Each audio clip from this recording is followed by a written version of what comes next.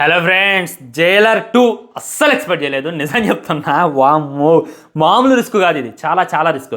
ఎందుకంటే జైలర్ అనేటటువంటిది 200 కోట్లతో రిలీజ్ చేస్తే 700 కోట్లు అయితే కొట్టింది. బ్లాక్ బస్టర్ అనమాట. రజనీకాంత్ గారి కెరియర్లోనే హైయెస్ట్ గ్రాస్ మూవీ. అదే తోపు మూవీ అని చెప్తారు. సినిమాలో ఏముండదు, మళ్ళీ అనిరుదే ఆ సినిమాని అయితే నిలబెట్టిండు. అది రజనీకాంత్ గారు కూడా తెలియజేశారు. మళ్ళీ దానికి 2 తీస్తున్నారంటే చాలా చాలా రిస్క్ చేస్తున్నారు అనేటటువంటి ఫీలింగ్ అయితే నాకు కలిగింది. కానీ ఈ టీజర్ చూశాక నా ఒపీనియన్ అయితే మారిపోయింది.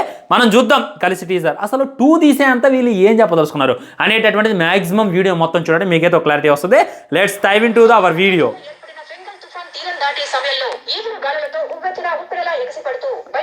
బంగాళాఖాతంలో తుఫాన్ అంట, ఆ తుఫానే ఈ జైలర్. మళ్ళీ సైక్లోన్ వస్తుంది. వైజాగ్ అందుకే స్టోరీ డిస్కషన్ కి మిమ్మల్ని గోవాకి తీసుకొచ్చాను. Okay, story discussion. జనంతా మనం అక్కడ లేకుండా ఏం చేస్తారు? మనం ఉంటే ఏం చేస్తారో అదే చేస్తారు జీ. కామెడీగా అలా ఉంది. అయితే ఓకే, ఈయన పెద్ద తారు అలాగే తిప్పి సైకిల్ అవతల వేస్తాడు. జీ, మీకు చాలా టైం ఉంది కదా జీ, మనం ఈ డిస్కషన్ ని ఫ్యూ మంత్స్ తర్వాత పెట్టుకుందామా? మీకేంటి జీ, వారం వారం సినిమా గురించి డిస్కషన్ చేయడానికి వీళ్ళైతే గోవా వెళ్ళారు. ఎందుకంటే వైజాగ్లో సైక్లోన్ అంట, ఆ సైక్లోనే జైలర్. చెప్పా కదా, అయితే చెప్తుంటే మనం ఈ డిస్కషన్ కొన్ని రోజుల తర్వాత పెట్టుకుందామా అని. కానీ కొద్దిగా వాయిస్ డబ్బింగ్ మంచిగా చేయాల్సింది, బాగాలేదు. ఇది మనకు ఒప్పుకుంటాం. ఒకటి రిలీజ్ చేస్తారు మనకు అలాగా. చివరిగా నా సినిమా వచ్చిన తర్వాత 5 తుఫాన్లు వచ్చాయి. మళ్ళీ గెలిచాడు. నీకంటే వరుసగా సినిమాలు ఉన్నాయి. నాకుంది ఒకటే కానీ చెప్తాడు. 5 సంవత్సరాలు అవుతాడు సినిమా తీసి. కాలచక్రంలో ఏం జరుగుతుందో మొదలైందిరా. అవల్ల పోతప్ప ఊరి నాయను.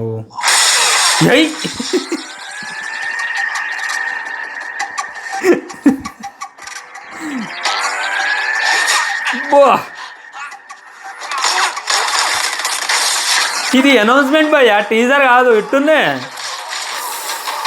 ఓరా పేల్చుడు.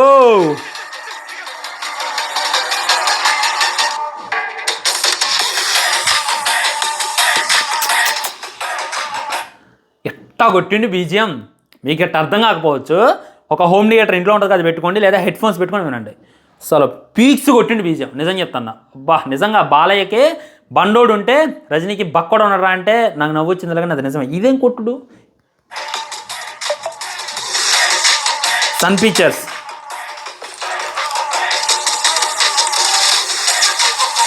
వామ్మో, ఎర్రగా దెంగిండి భయ్యా బీజిఎం. ఇంకా అయిపోవాలి, ముందు ముందు ఉంటుంది చూడండి. ఏమన్నారు కద్దరు.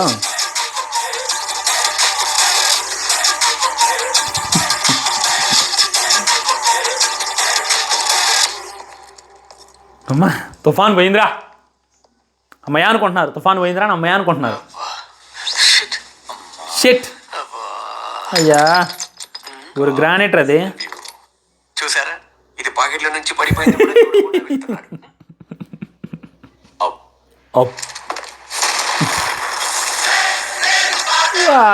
ఏంటంటే చూడండి భయ్యా, బాబా గుర్తొస్తున్నాయి, వైబ్స్ గుర్తొస్తున్నాయి. ఎందుకంటే జైలర్ సినిమా చాలామంది చాలా రకాలుగా ఎంజాయ్ చేశారు. లేదు ఆ పాటలు ఇప్పటికి కూడా ఉంటాయి. మీకు జైలర్ ఆడియో ఈవెంట్ గుర్తుందా? అనిరుద్ధ్ చేసినటువంటి రచ్చ గుర్తుంది. అది మళ్ళీ రిపీట్ అవ్వబోతుంది.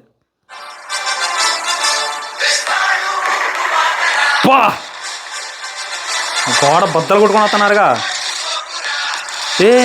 పట్టుకోకురా, మందు పాత్రని ముట్టుకోవద్దురా.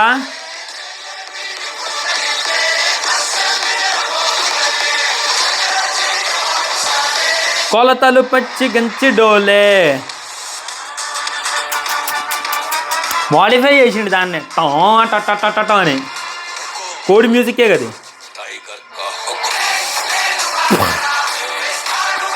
అనౌన్స్మెంట్కే గూస్ బంప్స్ వచ్చేస్తున్నాయి భయ్యా.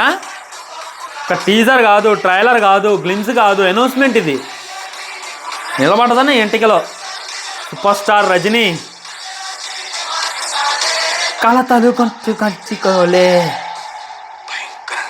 మామూలుగా లేదు. చేసేయ్. ఏయ్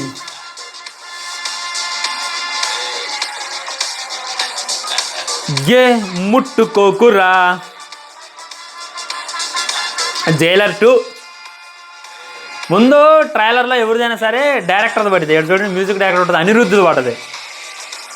return direction by Nelson, coming soon.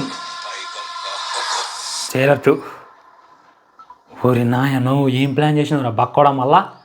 ఏంది నేను ఏమన్నారు, ఏంది ఇది ఇష్టా పోతారు, గూజ్బంప్స్ వచ్చిపోతారు, థియేటర్లు మళ్ళీ తగలబడతాయి అనేటటువంటిది రియాలిటీ.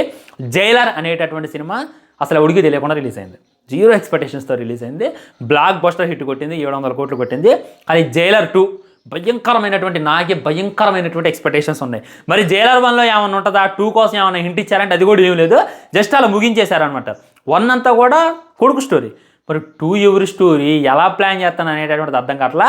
నా గెస్సింగ్ కరెక్ట్ అయినట్టయితే జైలర్ 1లో కామియల్స్ ఉన్నాయి కదా, మోహన్ లాల్ గారిది, మన కన్నడ హీరో ఇవి ఉంటాయి కదా కామియల్స్, అలాగే ఈ 2లో చిరంజీవి గారి cameo. Please please please Nelson గారు నేను రిక్వెస్ట్ చేస్తున్నా, చిరంజీవి కామియో ఖచ్చితంగా ఉండాలి. ఒక్కసాటన్నా సరే ఆ చిరంజీవి గారిని రజనీ గారిని ఒక స్క్రీన్ మీద చూడాలి, అది నా డ్రీమ్.